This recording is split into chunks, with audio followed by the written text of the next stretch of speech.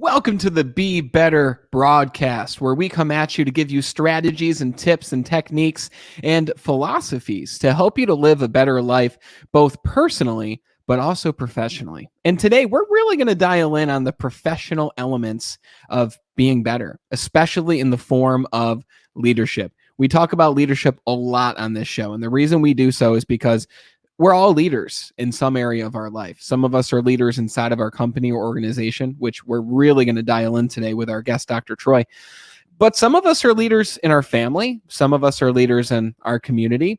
And the principles that we talk about today, while many of them will be centered on business and professionalism, they will also apply to every single area of your life at the same time.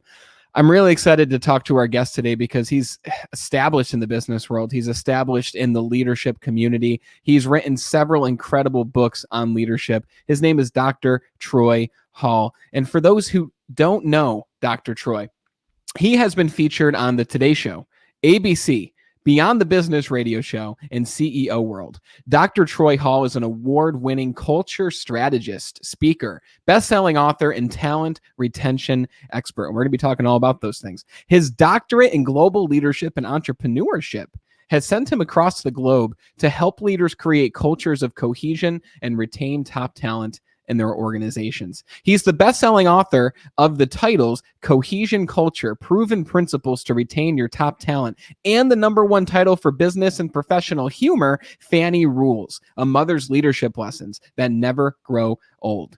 He was once told he did not have the talent to write. His mom, Fanny, reminded him, it's not the successes or the failures that shape your life. It's how you handle them. Dr. Troy, it is a pleasure to have you here, my friend. Well, thank you, Brandon. It's good for me to be here. And I will tell you that if I were any better, I'd be you.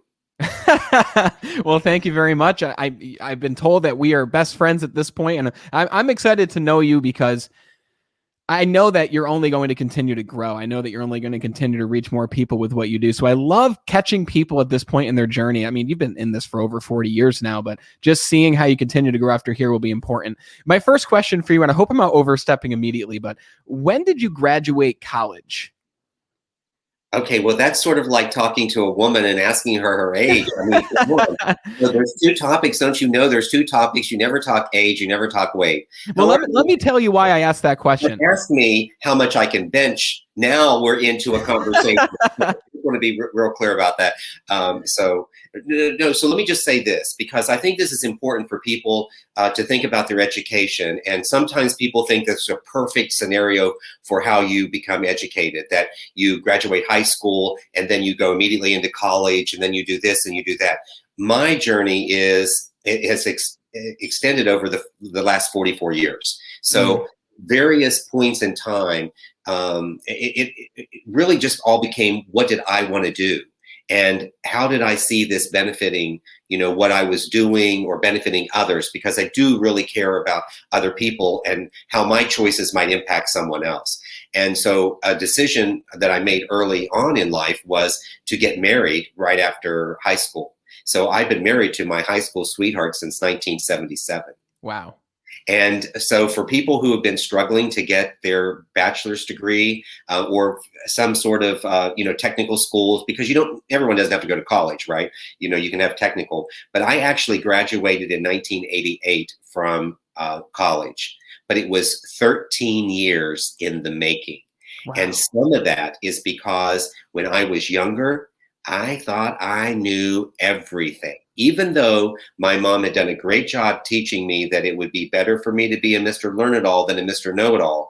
But I somehow found myself being successful in business without a degree, but that only lasted so long. And when I recognized that I was going to be held back because I did not have the degree, I buckled under and in 2 years finished what it took me 13 years to actually do. That is incredible. Let me tell you the reason I ask. I ask because you have a degree in entrepreneurship.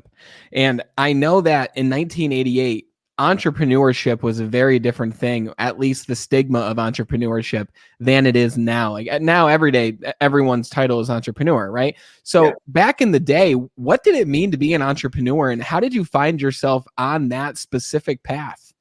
Well, realistically, what caught my attention in the very beginning was business management, business leadership. And so that was really my focus. And it really wasn't so much the individual entrepreneur, the mom and pop. And so what really happened some, 20, 30 years ago, it was more of an enterprise. So entrepreneurship was kind of like, oh, that's what you do just when you want to have something on the side. But now come full circle here, 30 or 40 years, there are more small businesses open today keeping America up and running than the larger companies. And Wow. it's that fiber of the entrepreneur, the individual who says, I want to make something. I want to have autonomy. I want to, work in a collaborative environment, but at my own pace. I want to know that what I have is meaningful work and it's purposeful for what I do. And I really, want to explore that. So to give you a case in point, my daughter, she at first started out being a police officer, and we always felt that that was the right thing for her to do. My wife and I, we talked about it because she was always an authority waiting to happen. And she's not going to hear this, so I know I'll be okay on what I say. So she went in, she was a police officer. But what she then found was that as she transitioned into a relationship and started a family, that wasn't the right career for her, and she needed to figure out something else. So she had a love for baking. Baking was big in our family. And so, I had immigrant grandparents who came from over in Austria and Italy and Yugoslavia and in those areas. So baking was a big deal. So we had a lot of baking in our family. So she transitioned from being a police officer to being a baker. Wow. And she built her entire business on social media. Wow, good for her. When did she begin this journey? Yeah, and 30 years ago, you see, entrepreneurs would have had to have their shop open. So their barrier to entry was so much greater 30 some years ago than what it is today. Today, we have a very different barrier to entry. We have now TikTok, we have influencers, we have individuals who can now reach large audiences by simply being on their computers and doing a show like what we're doing today. And who would have ever thought about broadcasting live? I mean, you'd have to be a major studio to broadcast live.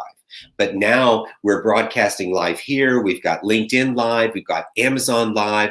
There's all these opportunities for us today. And that's why that field of entrepreneurship today is really more crowded. But if you're the right entrepreneur, then you're really getting into it for the niche that you have or the niche that you have in your area. And that's what that entrepreneur will do. Well said. Yeah, well said. And congrats on all of her success too, moving from being in law enforcement to opening her own business in baking. That's an awesome story in itself. And I agree completely. The barrier of entry now is very, very different than it used to be. I was never around when it was that old way. All I know is this new world. I'm 27. So I by the time I was 15, I had a high powered machine in my pocket. Right. And, Yes. I think that because we were talking about true or real entrepreneurs, really what that means is there's a problem and you're going out to solve it, right? And I think with all these mediums of communication that we have with live broadcasts and social media, your voice is so powerful that it becomes so important to be very intentional about the words that we're saying and the message that we're sending.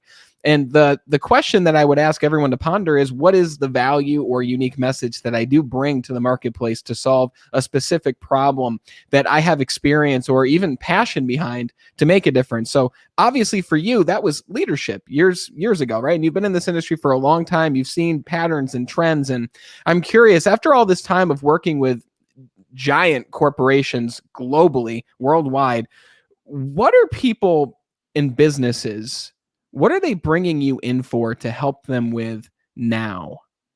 Well, interesting that you say that. So for individuals who are listening and wanting to really hone in on their craft, you want to choose your voice of authority. And you want to know, what do you want to be known for? So one of the lessons I learned when doing my PhD was from my dissertation chair. And he said, whatever you do for your dissertation is what you'll be known for.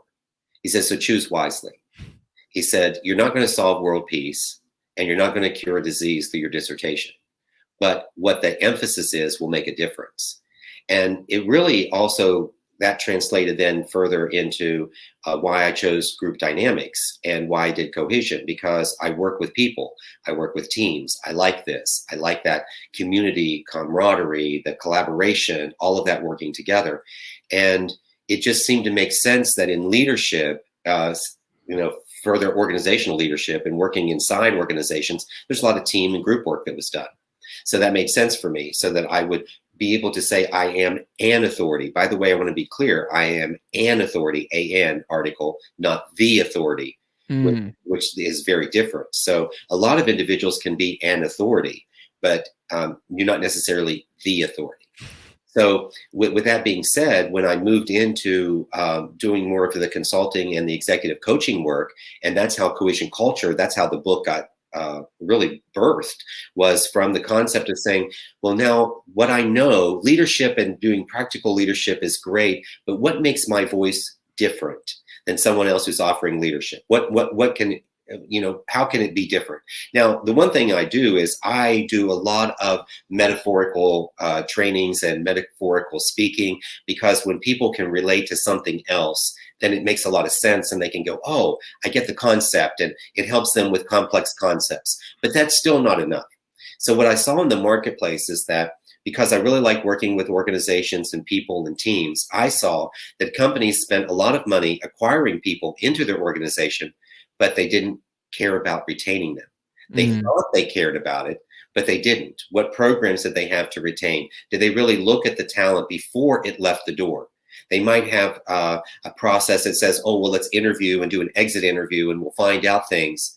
But how much of those things that you found out did you really change or make a difference? So Cohesion Culture gave me an opportunity now to go into organizations and help them actually retain their talent. So a cohesion culture is a safe workspace where people have a sense of belonging, are valued, and share in mutual commitment. The thing about cohesion is that it's a causal phenomenon. It's not correlational. Now, in business, we all make correlational decisions every day. And sometimes we try to take that information and we try to predict what will happen. Well, if we really understand the difference between correlational and causal, then we would understand that in correlational data, all we're doing is providing a high statistical probability that there is a relationship between two or more items, or there is no relationship. One does not cause the other. What intrigued me about cohesion is that cohesion causes. It's a cause and effect. You have cohesion in your organization, no matter whether you're a small entrepreneur, mom and pop shop, or whether you're a very large organization. When cohesion is present, you get performance. The level of performance you get is engagement. It's the excited individual, the loyal employee, the person who will go the extra mile, who will help other people, who will first think of others first and then self. And if you balance all of that with 7 attributes of an effective leader, with the 4 transformative principles that I speak to, then now all of a sudden you've got this formula that says, oh, I now know what I can do. And I can give people this really hard evidence and this hard information to make a compelling conversation to go, well, I just need to focus on cohesion. If I want my business to be successful, I just have to be singularly focused on cohesion. So that is how, that particular topic came to be and how I've transitioned. But it was all about finding my voice and what did I want my voice to be? Just no different than if I were, because I guess I do offer a product or service, but it's any product and service, what is it that you want to do and do that thing very well? And don't try to be everything to everyone, but do the one thing that you do really well. And if you pick up some other things along the way to expand your product line, then that's a great idea. You can do that. And I could probably talk about some of the companies that have failed where they were really good at one thing. They brought in some other stuff. They totally failed, had to go back to their old formula again. So I do know that this process works really well. Yeah, and that's really fascinating because I come from the world of sales and I'm constantly working with sales companies.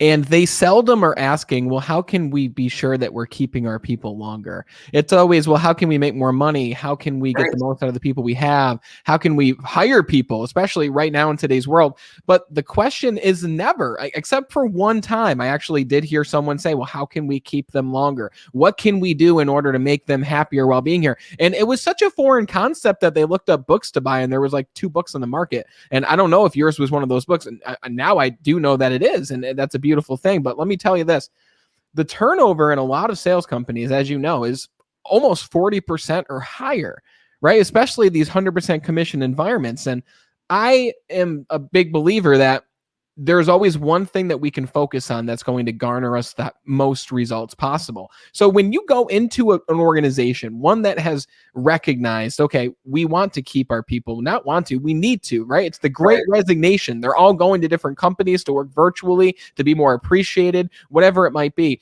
What is generally the first thing that you'll focus on when you start working with a business? Let's start there. What's one of the first things you'll start working on in order to create this culture of cohesion?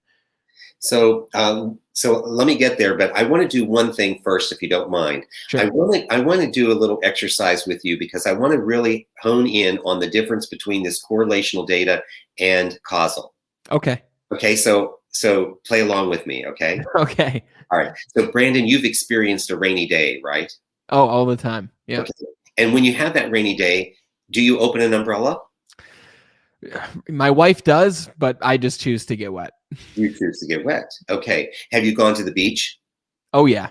And do you see umbrellas open on the beach? Oh, 100%. And when those umbrellas are opened, does it rain? No, not always. No, right. So that's correlational. I can make a strong correlation between rainy days and umbrellas, that rainy days will cause umbrellas to open. But umbrellas opening do not cause rainy days. And rainy days alone do not cause umbrellas to open. But when we talk about cohesion, you get performance. If you have performance in your organization, it has to be from cohesion. The research proves it time and time again. And getting that level of performance is the engagement that organizations want. That's why I wanted to really hone in on that. And I got a little sidetracked before. And I thought, well, let's go back and clean that up so that we know the difference between what causal means and correlational. Now, does that mean to those individuals who are watching or listening that you should not use correlational data to make some decisions? No, but just understand that if you want a better predictor of future, you need to find a causal phenomenon that will allow that to happen. And cohesion happens to be one of them. And that's why it gets so much attention when I talk to organizations, because all of a sudden that example, remember I told you I was metaphorical, speaker, trainer, teacher? Yeah. Well, guess what? All of a sudden we become very clear in that. We go like, oh my gosh, I understand what you're talking about now. So, and why do even organizations want to care about it? Is because $7 trillion annually is spent on organizations that do not operate cohesively. So if they don't have cohesion in their teams, globally, we're losing about $7 trillion a year on it. One thing we know for sure is that when we don't retain talent, the cost to the organization is 50% of the person's salary. That's from the latest SHRM information. And so you think that if you have a $60,000 salary, you're spending $30,000 to replace that person. And you may not see it in really hard dollars. It's more maybe opportunity dollars, but it does come on the balance sheet again, because not only are you recruiting and you're doing the retraining, imagine the organizational intelligence that walks out the door. And that is very difficult to put an exact price on. These are the people who know how your systems work. They know who to call when there's a problem. They understand how the policies and procedures work within the organization. They understand vendor management. They understand marketing. They understand HR. They've got all this understanding, and they're actually taking it with them and they're leaving. So the real opportunity here is to try to retain them. So now we'll get to your question. Your question was, well, what do I do when I first go into an organization? So the first thing I do is I establish whether the CEO is on board and retaining talent or not. Because if the CEO is not on board, that doesn't matter what I do after that, it's a mess. Because the CEO can make or break the program. They can do it in the simplest of statements, the simplest of things that they may say, even a little off comment joke that they may make. can totally derail an entire program. So I need to make sure that the CEO is on board. When I know the CEO is on board, and I don't have to work with the CEO, I just got to know that the CEO is on board and we've got an understanding of what we're going to do. Dr. Troy, let me interrupt you real quick. Yeah, sure. What happens if the CEO is not on board, and what percentage have you found where the CEO isn't on board with this plan that you roll out? Well, what I would do is I turn around and go somewhere else. So I'm not going to spend my time, because the reality is that my brand is based on the success that I have in being able to help organizations see a return in saving their employees or retaining their employees. So I know that the single most barrier to making that happen will be the CEO, because the CEO can enact policies, changes, really lead and direct the organization in that positive way that we want to see happen. It also, the CEO sets the real temperature for what happens in the company. People will follow. And you can have a CEO that is very charismatic, and individuals will be, really great to follow, and things will work out good. You can have an individual who might be very stern, not be so charismatic, but people will still respect this individual and follow them. So it's really not personality, it's more their mindset. And do they believe this? They fundamentally believe that retaining talent is important, because if you're not willing to put in some of the work that needs to happen, then you're just simply doing what Einstein said, and that is you're doing the same thing over and over again, expecting a different result, when in fact you just end up with insanity. So, yeah. So with that, so the percentage of, so for me, the people I work with, it's 100%. Now, have I run across individuals? Yes. But I'm really such a small person that I don't know that my percentage and speaking that percentage is going to make that much difference to your listening audience. Sure. The real point is not how many people don't get on it, but how many people get off it.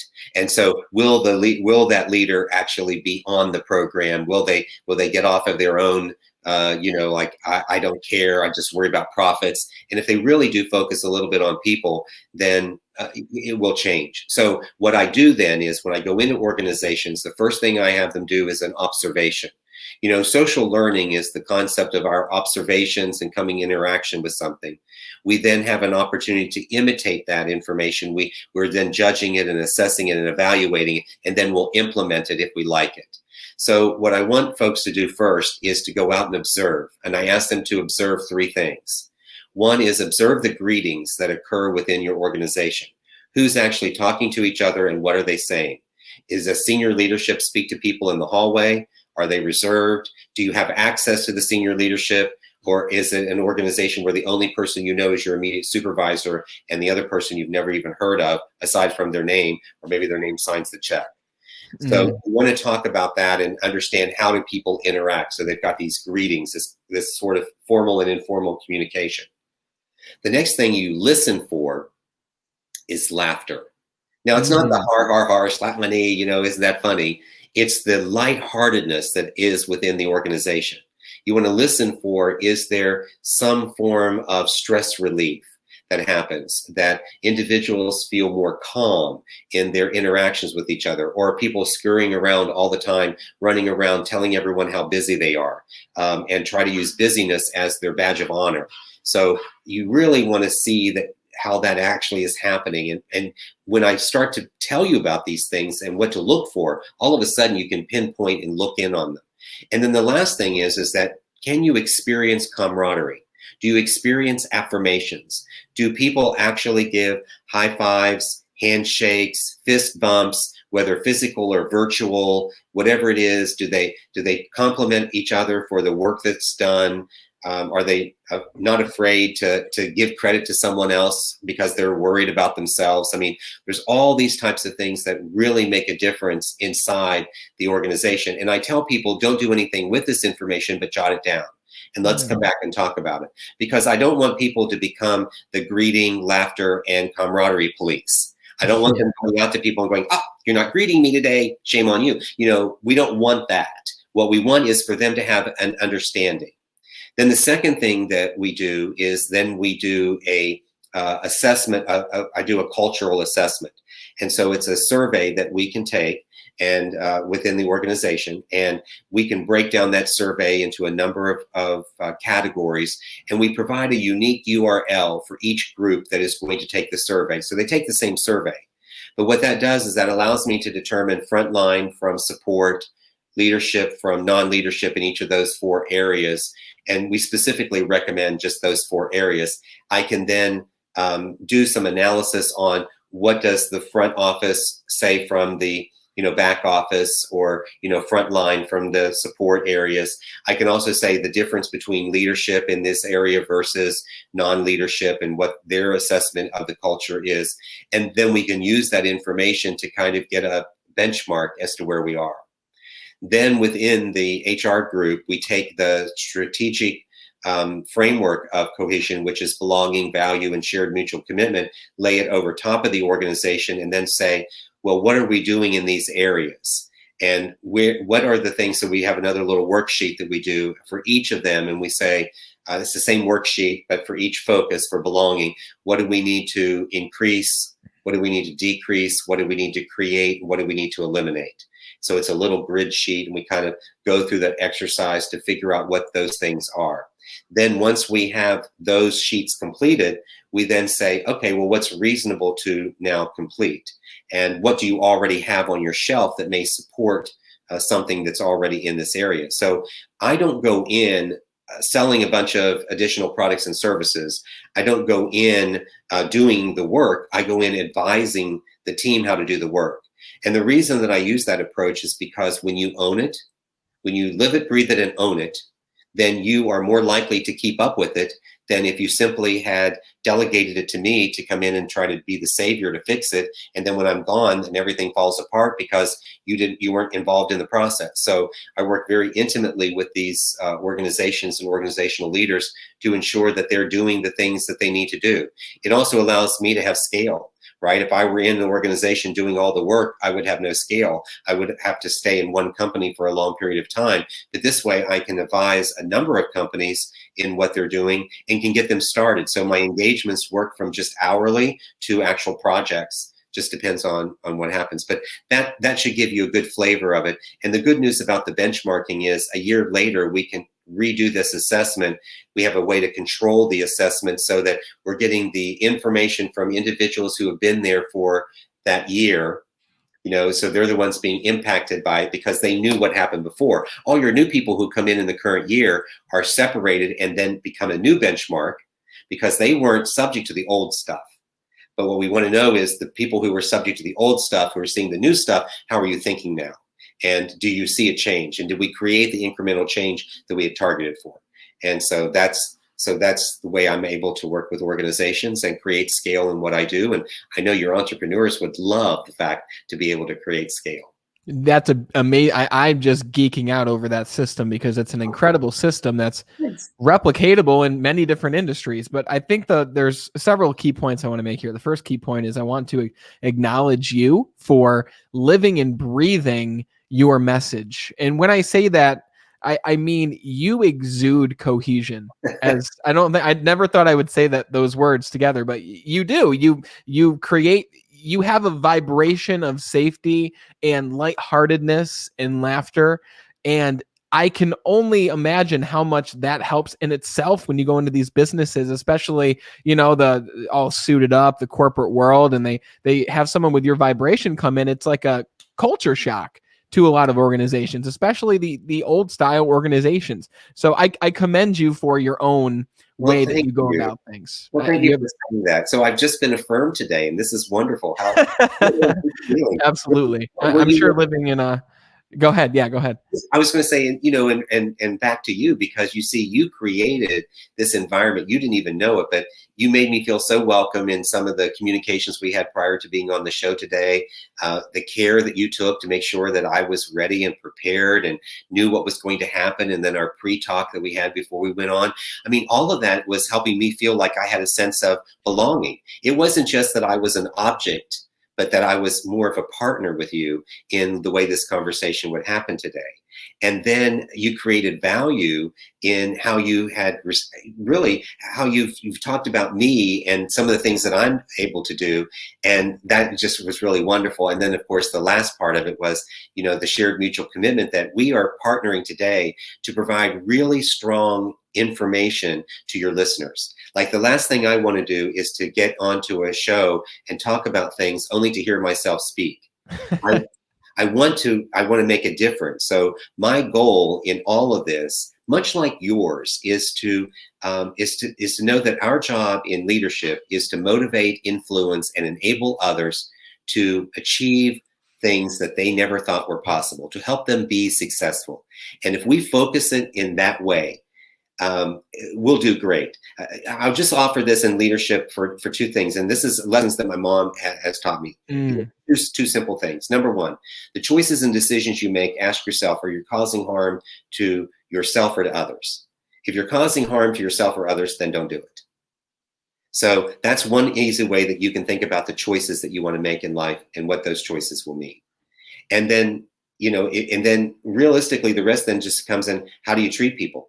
How do you want them to treat you, and how do you treat them? And so you must first invest in them and then let them be able to invest in you. And that's why really the success in transformative leadership is having the leader invest in others first and then self. And I kind of use a door as an example, entering into a door to kind of make my point. So Brandon, again, with your permission, I'm going to use you for another example. So you're up? Okay, yeah. You're up for this. All right. So if you're with a group of 3 or 4 people and the door opens outward towards you, then you will find that someone will take the position of the door, right? And holding the door. Right. So would you typically be that person? Sometimes are you that person who holds the door for others? Especially if I open the door, then yes. Yeah. You open the door, and then what happens? Everyone walks through and you follow last. And then you follow them, right? So you entered into the building as well. Yeah. Okay, good. So that's an example of putting others first and then taking care of self. I need to make sure that leaders understand it's not martyrism. You're not martyring yourself. You're not sacrificing everything for your business. You're sacrificing for your business first and then self. Because if you don't take care of yourself, then it's not going to make a difference. When I do executive coaching, I remind people of this message. You cannot serve the many until you serve the one. And now let's break that down. Wow. You cannot serve other people if you, the leader, are not taken care of. If you don't, just like on an airplane, why do they tell you to put your mask on first? Because you're of no help to anyone else if you're not breathing. So you have to prepare yourself as a leader. That means you've got to make sure you know what's going in your mind. You've got to know who are the people around you who are going to positively influence you. You have to know what actions you take, and you need to be responsible for all those actions. Part of that is having self-regard, meaning that you know the actions you're going to take before you take them. And so therefore you're in a position not to have to apologize for doing something crazy. And so all of this will contribute to this concept of this transformative leadership and serving the one to serve the many. Because when you're working in an organization, you may be leading a group of them, but you must think of the thems as individual hims and hers. So are you prepared to lead the him and the her? And you must work with them individually as well as collectively. Oftentimes leaders sometimes only do group meetings. They just bring everybody together and talk to the whole group. But you really will make the differences when you start to localize it and work with the individual. Another element of that has to do with if you're into community service work. You cannot help the plight of many if you haven't handled the humanness of the one. You must see the humanity of the individual. That speaks very, greatly to their conversation about diversity, equity, and inclusion today, which is extremely important. But can you see the humanness in the one? Because to break the cycle of helplessness, you need hope. And you create hope one person at a time. And you do it by helping to aspire and teach vision that comes from this transformative principle. And with your permission, I'd like to share a little story with you to dramatize this helping the one that makes a difference for the many. Yes, please. I love the philosophical twist this is taking. Please. Yeah. So in that conversation, I had an opportunity to work in Kenya. I had a couple of field engagements when I was there. And during one of my experiences, I was working with leaders within the village. And part of it was to help them with things like savings, mobilization, and credit utilization, more from the financial perspective, but also understanding the social plights and the things that were happening. So I met these 3 men, And this particular village was a very small village, but it was filled with crime. It was filled with prostitution, issues with drugs, poor economic conditions, and poor living conditions, education. Those men were rescued by a mentor, someone who said that they wanted to invest, they wanted to do something good for someone. They found these three men, they educated them, and these men had a turning point. They had an opportunity. Now, they were educated. They could have gone anywhere to have created, better paying jobs for themselves, a better life for their family. But they chose to go back to their village to make a difference. And so I asked them, I said, so tell me, where did you find, or where did you think you'd make the biggest difference? And they said, well, we really feel that a lot of the crime in our village is a direct result of prostitution. And so we know that if we are going to make a change for people, that it's up to the individual to make the change. So instead of us trying to convert all prostitutes, what we will do is we'll focus on the ones who thought that they didn't have any other choice but this. The ones who chose it as a choice, they weren't going to listen, but they could make a difference for those who chose it because they thought they had nothing else to do. And I said, well, then what will you do? And they said, well, we're going to teach them a new craft. And I said, well, what would that be? And they said, we're going to teach them to sew. And I said, oh, that's really awesome. So, and why teaching them to sew? Because they'll make something, they'll be able to sell it in the market. It will create economy for them. They'll be selling something other than themselves and creating value. And they'll be able to have this trade that they can then rely on for many years to come. So now immediately, I've got my US hat going on. I'm in Western culture and I'm going, okay, we've got a warehouse. We've got sewing machines lined up. We've got brochures and social media we passed out. We got people lined up around the corner. We've got to have people directing them in so that they know where they are. We have to have teachers and trainers. Now, all that went into my head in a matter of seconds. Thank goodness it was contained inside my head. I then asked this question and said, well, how many sewing machines will you start with? And they said, one. Of course, I had a little puzzled look, because I had all that other stuff going on in my head. And I said, one? And they said, yes. We must change the mind of one to affect the mind of two. Wow. We will change the mind of two to affect the mind of 4 and 8 and 16 and 32. And you get the idea. So it really helped me understand when I say you cannot serve the many until you serve the one. You can begin to understand the philosophical concept that you must take care of the individual before you can think of the plight of the many. And in organizations, sometimes what happens, we get so far ahead of the game that we forgot to take care of where we were currently standing. So as we consider our future and where we're going, which is really awesome to have that, we must be grounded in where we are today so that we can have that opportunity to go forward. Because again, more philosophical messaging here is that you cannot be a victor of your future if you're held captive by your past. The only place to get to the future is from the present. You never get to the future from the past. The past is a frame of reference. It's something that you can look back to. But there's a reason why in a car, your windshield is many times larger than your rearview mirror. Because you'd be spending more time looking forward and moving your direction forward. But you must respect where you are today, just like you respect the one before the many. So if you want to move into a future, then you can't rely on what you already know. You have to think about the things that you don't know, which is why my mantra is, you don't have to know everything. You just need to be teachable. Because if you've got that mindset, there's so many things that you can do. There's so much wonderful things that can happen because you are not so rigid and stuck in the feeling that you have to know it all or you have to do it all, and that you're so able to allow others to contribute and be a blessing to you in so many different ways. Wow. I don't even know what to say. I feel like a future version of myself just like came into my world and said, this is what you need to know now. Super powerful, Dr. Troy. But thank you. Thanks for all your kind words too, before that incredible story that really personifies the importance of leading by example and being grounded where you are now. My follow-up to that before I want to ask you about FANNY rules. I have a specific question on that I want to get to, but I have to ask you, how can one objectively self-evaluate where they are now, how can we be grounded in the now? Like, is there a specific question that we should ask ourselves, process? What's that look like? Well, the one thing I would say, first of all, is what are you reading and listening to? What are you putting inside your mind? Are you being relevant? And are you listening to something more than just social media or social news? So where is your grounded truth? And what is that information? So I like to just make sure that you're really thinking of it in that way. The next thing is, are you collaborating with other people? Do you invite other people into your world? Do you share with them? Do you share with them to help you make choices and decisions? Do you only bring them in when you want to validate what you're doing? Do you do some combination of that? So that area of collaboration. So you really want to think about, what are you bringing into your mind? Are you collaborating with others? And then lastly, it's like, then what are the actions that you're taking? What are you putting forward? You talked about leading by example. Well, it's very important.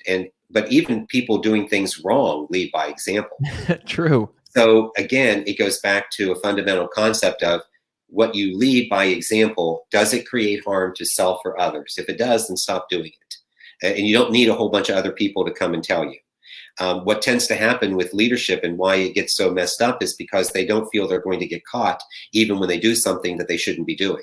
And they already know they shouldn't be doing it.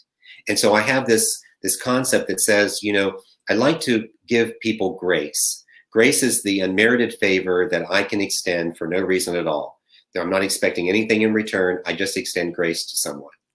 But I also like to be cautious of people who apologize every time they get caught, because I really want the apology to come because the individual has remorse, not because someone told them that what they were doing was wrong and they now have been called out on it. There's now been a shout out to that person on what they're doing. So again, going back to it, it would be, what are you reading, listening to? What are you putting in your mind? How are you collaborating with others? Are others even asking you to collaborate? Those would be some of the things that can help you really be, really can be a good way for you to self-evaluate yourself and what you're doing. And then you can listen to the viewpoint of others. It really doesn't hurt for you to sometimes ask people openly, so tell me a little bit about how you feel about our relationship, and what have I done for you lately? Not so much what has they done for me, but what have I done for you? And really just see how all of that kind of shows up. And for the most part, we don't need a whole lot of training to do this. We just need to do it. Yeah, we just need to be a human about it, right? Just what can we do for other people? Because we know the law of reciprocity will bring it back to us. We don't do it to get something in return, but we do it to be of service. And really, that's, like you said, grace. That's why we're here. We have a mastermind meeting later today. I'm going to incorporate the whole grounded where you are as well as where you want to go. So I really appreciate you going over each one of those things. Now, you've written 2 incredible books. You've got Cohesion Culture and you've got FANNY Rules, a mother's leadership lessons that never grow old. Yeah, let me get that one up here for those, since we're live here. Let's go. FANNY Rules. Here we go.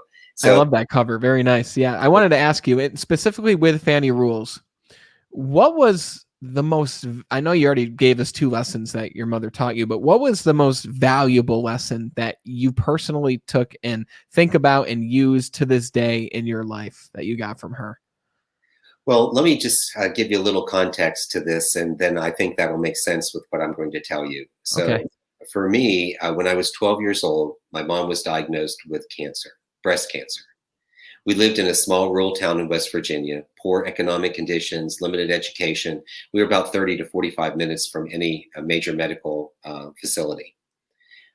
So that was devastation for us, because 50 some years ago, when a person was diagnosed with cancer, it was inevitable that they would die.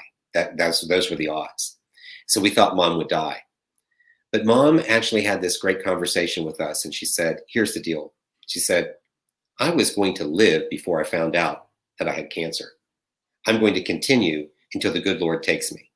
Wow. So I will make the right choices and decisions along the way, but I'm going to choose life. And so what she did is she allowed me to understand this. And so she held off on the surgery until school ended so that I could take care of her and nurture her. My mom was the caregiver and nurturer. My dad was the protector and provider. Good relationship with both of them, but the book is about mom. And so during that time, months before, mom taught me how to cook, to clean, to shop, how to write a check, how to pay the bills, to do everything that she did. She spent all that time teaching me so that I would be prepared in the event that she would not survive. But it didn't change the fact that we would continue to live and do what we needed to do. And my job was to not only take care of her, but to make sure that Dad was taken care of in the morning so he would get up and be able to go to work and provide for the family so we wouldn't lose anything in that regard. So in that lesson, what Mom taught me was this. She said that my character will always be defined by my choices, not the circumstances. We were poor by circumstance, not by choice. She had cancer by circumstance, not by choice. So in these teachings and these wonderful ways in which she had, that is probably very fundamental to me in knowing that everything that I choose to do or I choose to say will be a reflection of who I am. And that someday someone will judge me based on the things that I say and the things that I do, whether they see them or not, whether I think other people will see them.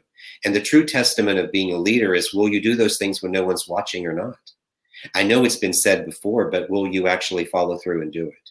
Or will you think that you can get away with it? And all of that will make a big difference, somewhere down the line. Now, the good news is Mom lived 43 years beyond that awful summer, but she still had her shares of ups and downs. During the last years of her life, she had dementia and Alzheimer's. Alzheimer's stole Mom from us, stole her memories from us.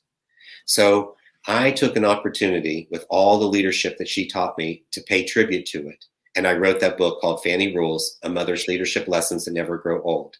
I have taken 9 rules that Mom gave me in leadership and relationships with people, and I wrapped around it 31 teachable moments, 31 memories.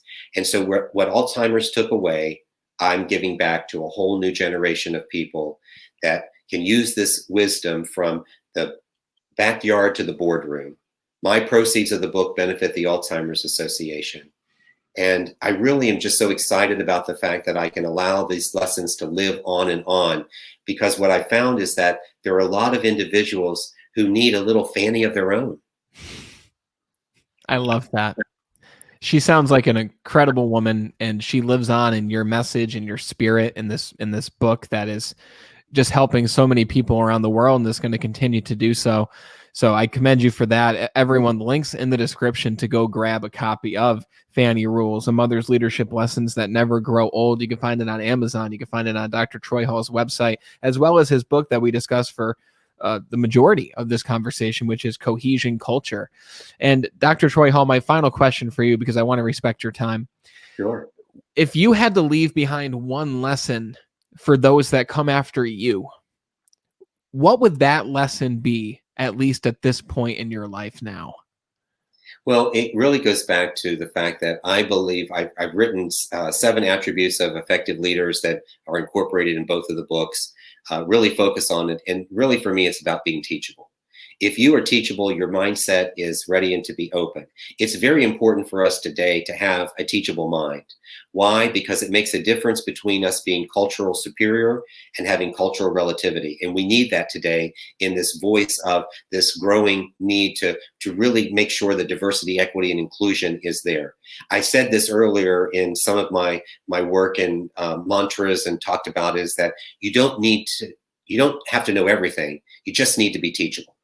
And so I would leave that lesson, because what that does is, when I work with organizations and companies in regards to this cultural superior and relativity, it's one of the reasons that we have marginalized and oppressed individuals. And one of the reasons why this conversation has become so loud today is because we kind of aren't listening to people. And you know what happens in an argument when you don't listen to people? They get louder, thinking that you're going to get heard. I want to be a voice that says, you don't have to yell for me to get it. I do want to get it. And I want to practice that because I'm teachable. I want to learn as much as I possibly can so that I can understand. Because when I have understanding, then I can move toward peace, which is another one of those 7 attributes of an effective leader. I need to make sure that I move people to a space that neither team operated in. That's where peace will exist. And so with that being said, I'll give you just one more closing example as to how this works. And I don't want to say this because I want you to say, well, gee, aren't I wonderful and special and am I perfect in doing it? No, I've made my share of mistakes, but you don't celebrate your mistakes. You celebrate the wins. So I was teaching at De La Salle University in Manila, and I was doing a leadership program. And so in this course, in this one class I had, I asked the Asian students, I said, raise your hand if you think you're a leader. Now, this is a program I've done in many other areas of the world, and most of the time, especially here in the Western portion of the world, we call it Western portion. I'm not really sure how all that works, but Yeah. we call it the Western. It's a matter, I guess, of your perspective. Sure. And in there, people would raise their hands all the time. There'd be a good number of them, but nobody raised their hand. There was not one Asian student that raised their hand. Now, I had to mentally process this, and I had to think well, what was going on? So you could have taken the approach to belittle them, to say, well, you're all leaders. You said this in the beginning of the session. We're all leaders. I subscribe to the fact that everyone's a leader. And I could have made them wrong for not raising their hands. But instead, I chose to do something that I teach in my programs, and that is ask a open, non-leading question. And my question was, why didn't you raise your hand? And what I learned is that they did not claim to be a leader because it was a title of distinction and honor that they had to deserve. They had to earn it. And at this stage of their life, they weren't a leader in their mind because they hadn't earned it. Were they still exemplifying leadership? Absolutely. Were they still doing leadership decisions? Yes. They just didn't claim the title.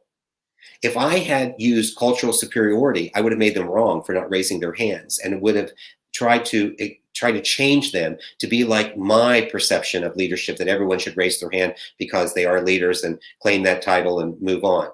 But instead, I use cultural relativity by understanding why they didn't. And that is the real lesson that I would like to leave, is that we will stop viewing things from being so freaking superior in how we view life, and be more understanding and understand the context of where people come from. I mean, when I was in Japan and I learned about Shinto principles versus Buddhism, I learned that principles are just practices that you put in place. It's not a religion.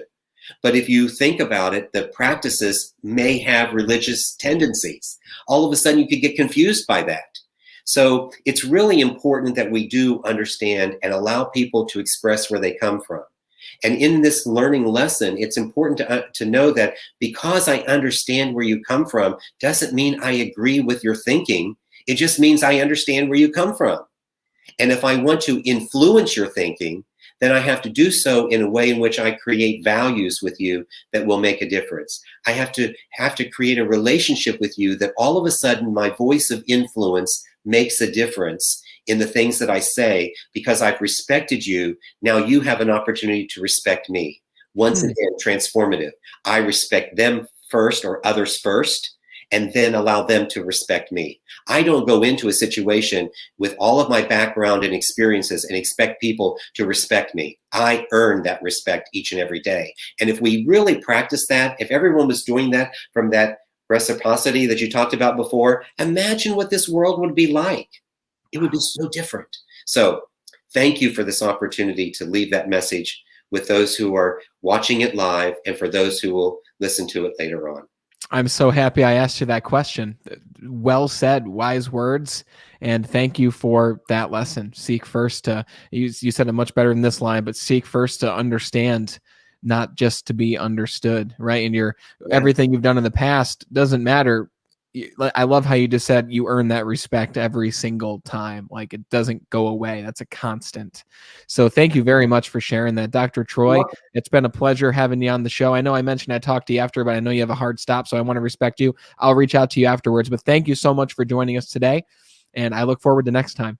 Great. Thank you.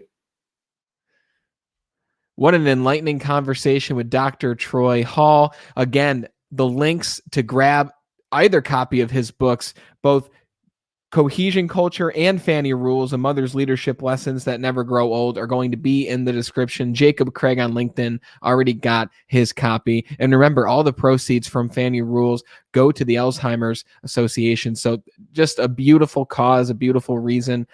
What a philosophical conversation. We talked about leadership, we talked about culture, but we more so even talked about the principles of living an incredible life, and beliefs and mindsets and attitudes that we can hold in order to make the most of that life. So I'm just grateful personally to have had this conversation with Dr. Troy.